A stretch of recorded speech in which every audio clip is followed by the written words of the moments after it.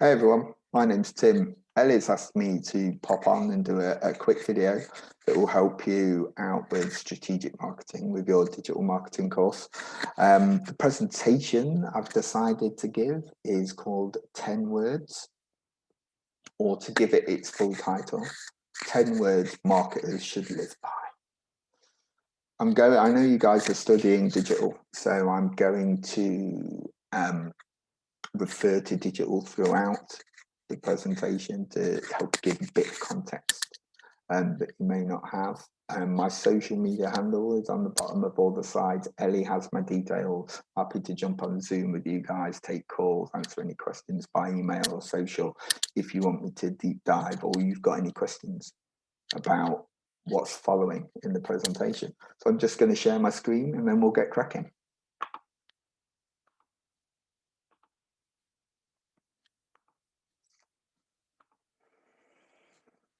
Here we go. Welcome to 10 Words, people. 10 words marketing should live by. And the most important word is marketing. The most important word is this one, diagnosis. Every piece of effective marketing starts with a good piece of diagnosis, a good piece of research. You need to take the time to understand the situation in front of you. I've been marketing now for 23 years or so, like professionally. And I can honestly say that a good piece of diagnosis is a competitive advantage, because diagnosis is where good, effective strategy is born. It's where it comes from. Strategy comes from diagnosis, and having a good strategy, understanding what strategy is, right, and having an effective one that will drive you towards good, solid business objectives comes from diagnosis. So before you do anything, before you pick channels or creative or have any ideas, do some diagnosis. I know that it's not cool and it's not trendy to do diagnosis, but it's super effective, right? And it's really effective because 90 to 93% of businesses don't bother doing it. So the people who do have a step ahead. But that's word one, because it's the most important word. I could finish the talk here, but I won't. I've got 9 more words. Second word and third word. Second word is ambitious. Right, so we've done our diagnosis. From that, we've been able to decide a strategy. Right, next up, we've got to be ambitious, right? We've got to set goals, we've got to set targets, we've got to set KPIs that are ambitious, that will drive us to do our best work, that will drive the organisation forward. There's a really old model, really well used and well respected in the marketing industry, called SMART goals, which is a specific, measurable, attainable, realistic, timely. Right? If you can't, as a marketer, or if your clients can't, the businesses you go into work for, right, do attainable, realistic things without the help of marketing in their business, they've got bigger trouble, right? Ambitious is where it needs to be. Push yourself with the creative ones, right? Make the goal big, because it will drive better, more effective creative work. So that's word number 2. You had a sneak peek of this one, I know, when I overclicked and was too clicky. But this one is segmentation. Right? Segmentation is the thing that makes you look at who you choose to serve, or who your clients choose to serve. Right? Segmentation is 4 things. Right? You need to understand the 4 levels of segmentation. Right? Category. What category are you in? What is your ideal market? Who are your segments of that market? And who can you target within those segments? Let me explain that using a brand we should all know, I imagine, and that brand is Starbucks. So the category of Starbucks, the widest definition, the people the group of people, the group of society of the planet that could possibly be a Starbucks customer are coffee drinkers. Like Starbucks aren't in the business of, if you don't like coffee, convincing you to like coffee, right? So ideally, in terms of marketing, right, in terms of people we could feasibly reach, the broadest section is everybody who drinks coffee, but that's too many people to warrant time and budget and creative and marketing brilliance at, right? So you need to really take a section of that, take a more relevant, more specific section of that category. And that category, that will become your market, right? So your market, the market of Starbucks, for example, is the out-of-home coffee drinker, simply because they still like coffee. So we meet the need of the category, right? But I don't have Starbucks in my house, right? I only really need the Starbucks when I'm out. So the out-of-home coffee drinker is our market, but that's still a lot of people, right? That's feasibly still a lot of people, unless they've had a pandemic and have all been locked down. The whole of the coffee drinkers haven't been out for this year. But you have to be out of home and you have to want a coffee or have the ability or the need to want a coffee at some point in order to choose the Starbucks brand. A lot of people. So we get more specific, we get more relevant, and we choose segments of that target market. You see how we divide it. So segments of Starbucks. Like, when do people mostly want a Starbucks in that market, in the out-of-home coffee drinker market? Number one, they want a coffee in the morning, on their way to work, before work, in that window 7 a.m. to 9 a.m. They need a massive, tall Starbucks and a pastry or a bacon sandwich to power them through the morning at work on a rainy February morning, like a Tuesday morning in February, right? That's a great segment. The commuters, right? They're out of home, they're coffee drinkers and they're out of home and they've got a real good need for a coffee before they start work. Brilliant opportunity for a segment, right? But who else? We could take people who come into the city, who'd say people who work in the city, people who come in for shopping or leisure or pleasure in the daytime. And around lunchtime, they might just want a coffee and a cake or a quick sandwich or a salad bowl and a coffee to power them through the afternoon. So they're a great segment of the out-of-home coffee drinker market for Starbucks. You get the idea how we're dividing, we're getting smaller, we're getting more specific, more relevant, more powerful as we go. But there was one more level. Remember, there was category, there was market, there was segments, and there was targets. So targets are the point of the spear. Targets in the digital world are your friends. Right? They're your friends. They're where your time and your budget and your creative will be at its most effective, where the performance will be driven and measured, in such a exciting way, right? Such a specific, such a human way. This will be really important.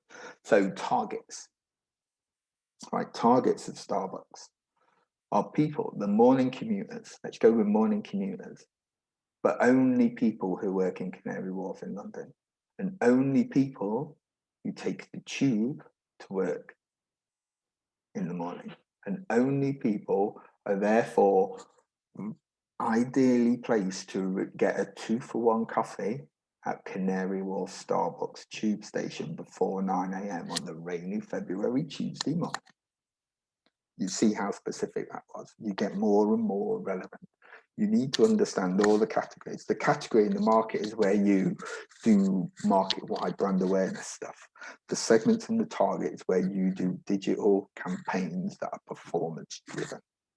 Segmentation, the number 3, I think. Next up, follows nicely on from target, specific. One of my favorite marketers, Seth Godin, says, are you brave enough to be specific? Right? And being specific is the forte. It's the stuff in your digital marketing fingertips, right? Be specific with the people you choose to reach, right? Be specific with the proposition that you send to them.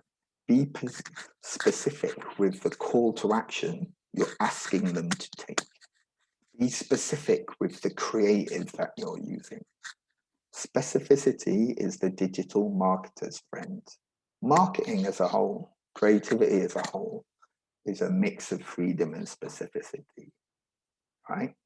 But being specific, that's a tool in your guys' toolbox, in the digital marketing toolbox. Now, next word is long. You may be a bit confused at this, but don't worry, there's context.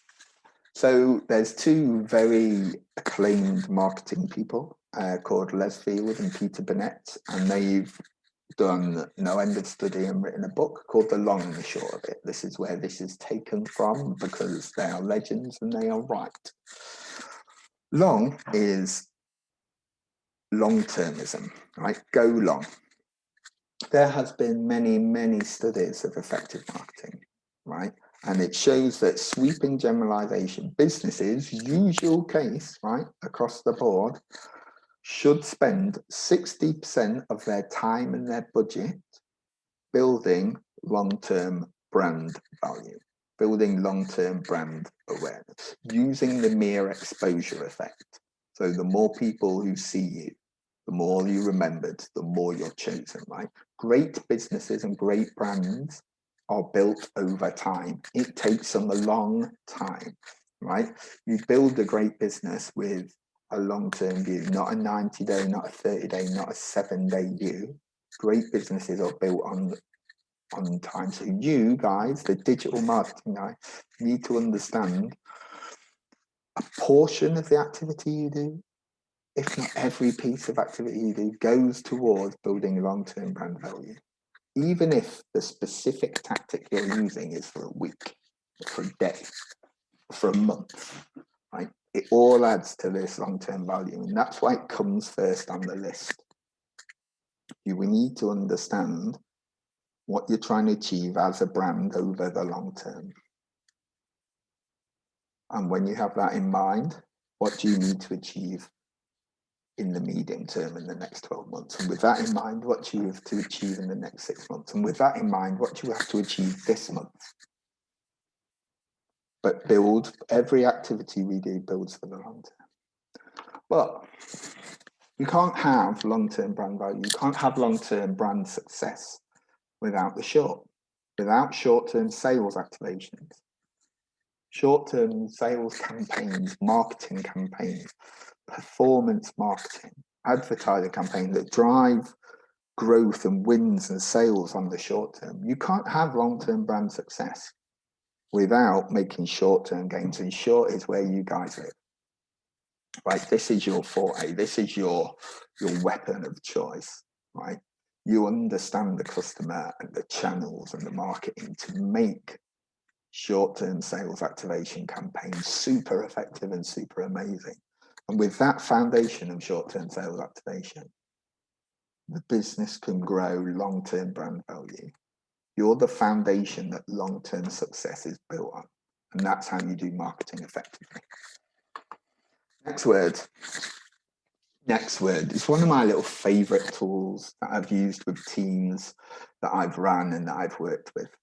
So you're in a fortunate situation in the digital world, and you know, the new digital marketers, not old in the tooth like me. But you have no end of tools and stuff at your fingertips.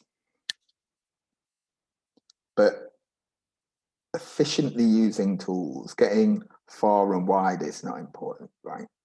The creative, the message always beats the media, right? The message always beats the media. And this is where this little task, this little creative challenge comes to the fore. Whenever you're faced with a brief or an ask or a project to do or a campaign to create, right? When you're designing what that looks like, imagine you've only got one billboard to put it on. You've got one billboard to position in front of the right people. It's got to have the right message on. It's got to be up there at the right time. Right people, right message, right time. It's got to have a good proposition on it. What proposition are you going to put this one billboard? You've only got one chance to get your message over. Right? What are you going to put on?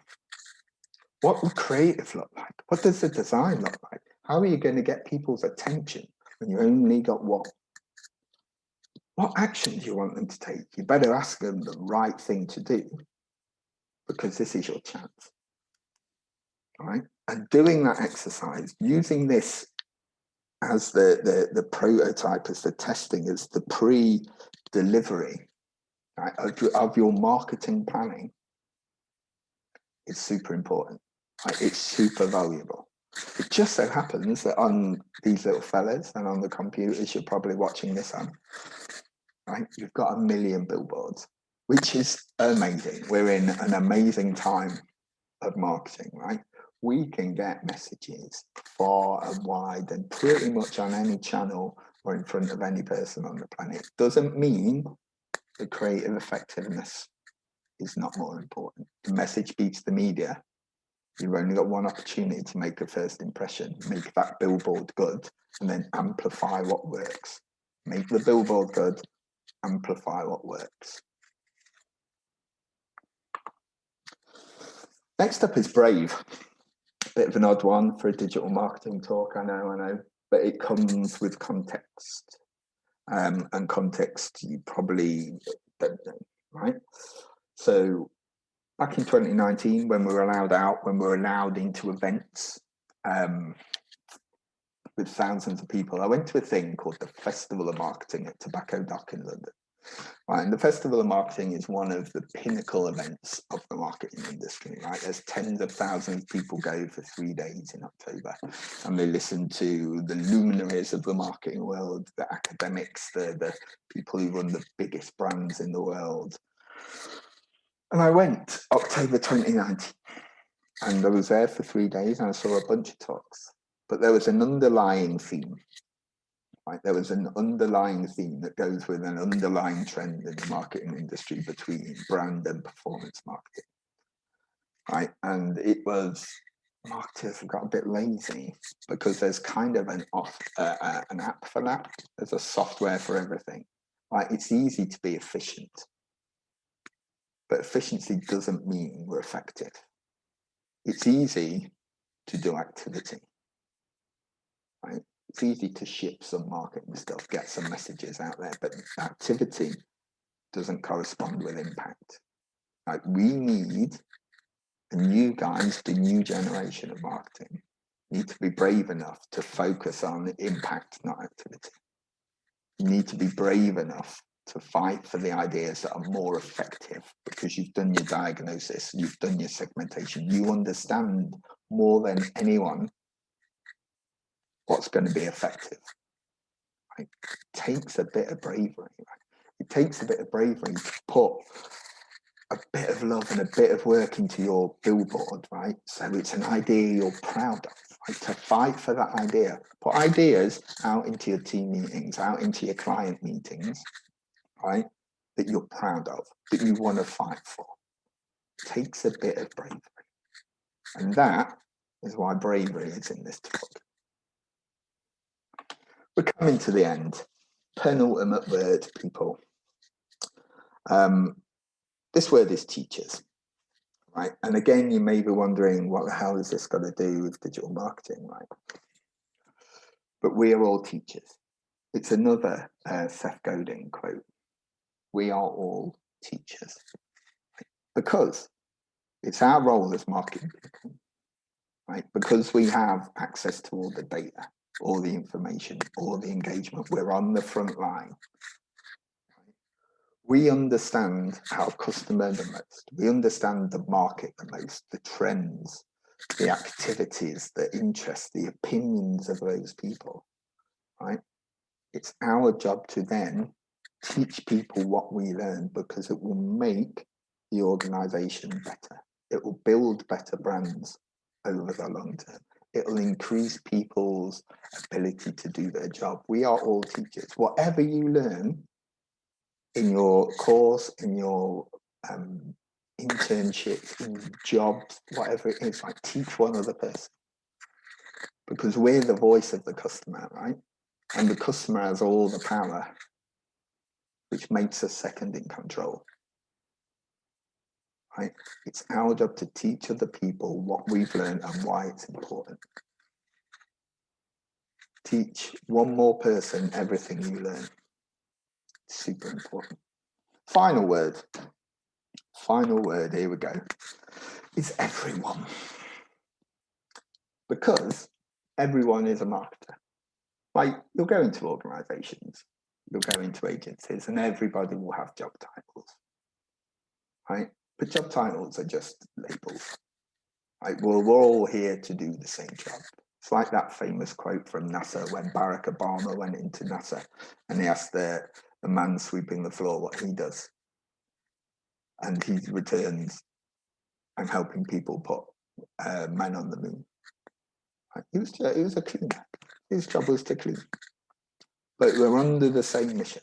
Same with everybody. Everybody is a marketer because everybody is there to serve a customer, to sell, to provide, to support, to manufacture, to make, to inspire, to market to engage, to keep, to retain, to please customers.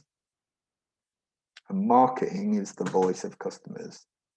The customers people will pay you money to market to are at the end of your fingertips. So everyone is a marketer. It's your job to understand that even if they don't, and give them the tools to do their job better. Give them an email to send, a graphic to share on their LinkedIn. Give them a nice digital brochure, give them a web page, a landing page, an advert. Ask them for their input. Listen to them, because they might not know the marketing, but they might have an insight or a message or been asked a question today or this week or this month that's super valuable, that might make your most popular blog post or key to a proposition, a problem-solving proposition that will drive no end of performance and sales and leads for the companies you work for. Right? Talk to everybody because everybody is a marketer. Ask good questions. It's your job to understand that. And that was the 10 words we should live by, right? I'm going to recap. I'll just recap. I love a recap. I'm going to flick through. So number one, we had diagnosis. Take the time to do the research at the beginning because diagnosis breeds strategy and strategy is a competitive advantage. Number two is ambitious. Make your goals ambitious because it drives better, more creative work that we will be proud of and people will look up and applaud you in your industries. And then segmentation. Answer the questions, who are we here to choose? Who are we here to serve, right? Who are we here to serve? You've got to look at category, market, segments, and targets, all of them, right? You've got to understand all of them as a marketer. You've got to be brave enough to be specific with who you're trying to reach, specific with what you're trying to get them to do, specific with the message that will make them do that thing. You've got to understand we're building businesses over the long-term brand value. Don't get stuck in short-term 90-day, 30-day, 10-day windows of performance, right? Understand the long-term. Everything you do is trying to build brand value over the long term, even if your job is really, really short-term focused. And then understand that the short-term activities you do support brand building over the long term, support brand value, because that takes ages. So it's your job to help give them the steps every day and every week and every month to build a better brand. And then billboards, right? We'll get loads of projects, loads of briefs over your time as digital marketers, but do the work. Do work that you're proud of. Use the one billboard. I've only got one billboard to put this. How good does that billboard have to be? Mindset. To produce work that you're effective, right? To produce work that you're proud of, to produce work that you put in portfolio. Why do designers have portfolios and not marketers? We should have amazing stuff that we've done, but it does mean we have to do amazing stuff. And brave, right? All that good stuff takes bravery. It's bravery to have ideas that other people don't see. It's brave to be super creative. Right? It takes a bit of bravery to have a strategic decision. It takes a bit of bravery to understand that you understand the customer more than most, right? And to stick up for that idea. So be brave, people. Be brave. And then when we learn stuff, teach it, because we're all teachers, right? Teach somebody what we learn. Teach people what we learn about the customers and about the work that we do. And everyone is a marketer. Have talks with people, right? Give them, help everybody, because everybody in an organization is there to serve the customers that you're the heart of, that you represent in that organization. So talk to them, listen to them, learn to them, teach to them. Everyone is a marketer. That's it. The 10 words are done. Those 10 words you live by. I know it's a whistle-stop tour. If you want me to go deep onto any of those, I'm happy to do that. My social handles at the bottom, or ask Ellie to get in touch with me. I'm happy to jump on Zooms. Okay, I hope that was good. I'm going to include a couple of videos to talks that I've done on other topics that might be useful as well. Hopefully they will be. But take care. I know it's been a tough year, but you're the future of the industry. Hope you have a good one.